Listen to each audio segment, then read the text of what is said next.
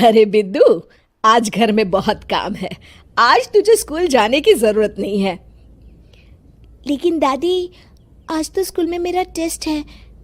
अरे एक दिन स्कूल नहीं जाएगी तो ऐसी कौन सी तेरी कलेक्टर की पढ़ाई छूट जाएगी। वैसे भी मैं देख रही हूँ आजकल तो बड़ी ढीठ हो गई है। अपनी दादी की बातें सुनकर बिंदु नाराज हो जाती है। तभी उसकी माँ कहती है, अरे बिंदु, इतनी छोटी बात पे मुंह फुलाने की क्या जरूरत है। दादी बिल्कुल सही कह रही हैं। लड़कियों को तो घर के काम काज सीखना चाहिए। अरे बहू, रमेश के लाड़ प्यार ने इसे बिगाड़ रखा है। कम से कम तू तो मेरी बात समझती है। अच्छा, मेरी पूजा का समय हो गया है, मैं पूजा करने जा रही हूँ। इतना कहकर रमेश की माँ वहां से चली जाती है। इस तरह बिंदु की दादी और माँ दोनों अक्सर उसे घर के कामों में ही उलझा कर रखते थे। कुछ दिनों के बाद राजू और बिंदु के 10वीं के रिजल्ट्स आते हैं। दोनों बच्चे दादी को अपना अपना रिपोर्ट कार्ड दिखाते हैं। शाबाश मेरे लाल, तू तो बड़े अच्छे नंबरों से पास हुआ है। तभी बिंदु कहती है, दादी मैं भी अच्छे नंबरों से पास हुई हूँ।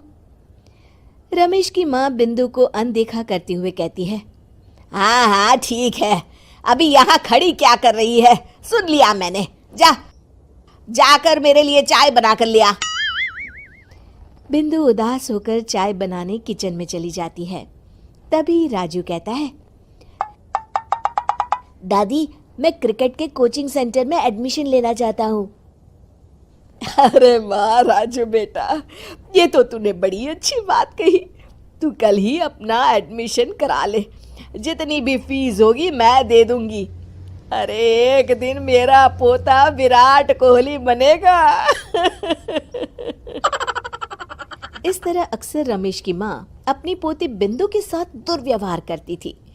कुछ दिनों के बाद रमेश की माँ और उसकी पत्नी दोनों सास बहू मिलकर राजू का एडमिशन अच्छे स्कूल में करवा देते हैं, लेकिन बिंदु का एडमिशन नहीं करवाते। इस बात से नाराज होकर बिंदु अपनी दादी से कहती है, लेकिन दादी मुझे भी आगे की पढ़ाई करनी है। अरे क्या करेगी आगे की पढ़ाई लिखाई करके, हैं? आज से ये पढ़ाई का भूत अपने दिमाग से उतार दे। इतना कहकर रमेश की माँ वहां से चली जाती है। उस दिन के बाद से बिंदु की पढ़ाई हमेशा के लिए छूट जाती है और उसकी दादी उससे घर के सारे काम करवाना शुरू कर देती है। इस तरह उसका सारा दिन घर के कामों में ही बीत जाता था। कुछ दिन बीत जाते हैं और एक दिन रमेश छुट्टियों पर घर आता है। बिंदु को घर के काम करते हुए देख उससे कहता है, अरे बिंदु बेटा, तुम स्कूल नहीं गई? पिताजी, दादी ने मेरा एडमिशन कराने से मना कर दिया है। वे कहती हैं घर पे रहकर घर के काम करना सीख। अपनी माँ का ये बर्ताव देख रमेश को बहुत गुस्सा आता है और वो अपनी माँ से कहता है, माँ ये तुमने क्या किया? आगे की पढ़ाई के लिए स्कूल में बिंदु का एडमिशन क्यों नहीं करवाया? अरे बेटा, लड़की जात है, ज्यादा पढ़ लिख कर क्या करेगी? वैसे भी शादी के बाद तो इसे घर के ही काम करने हैं ना। तुम किस जमाने में जी रही हो माँ? अगर कल्पना चावला के घर वाले भी तुम्हारी सोच के होते तो क्या वो पूरी दुनिया में हिंदुस्तान का नाम रोशन कर पाती? इसका स्कूल छुड़वाकर तुम इसका भविष्य बर्बाद कर रही हो, लेकिन मेरे रहते ऐसा नहीं होगा। बिंदु बेटा, कल ही तुम्हारा एक अच्छे स्कूल में एडमिशन करा दूंगा। तुम जितना चाहे उतना पढ़ो। मेरे होते हुए तुम्हें किसी बात की चिंता करने की जरूरत नहीं है। अपने पिता से हौसला पाकर बिंदु खुश हो जाती है और कहती है, जी पापा, मैं खूब मन लगाकर पढ़ाई करूंगी और बड़ी होकर डॉक्टर बनूंगी। ये हुई ना बात, शाबाश मेरी बेटी।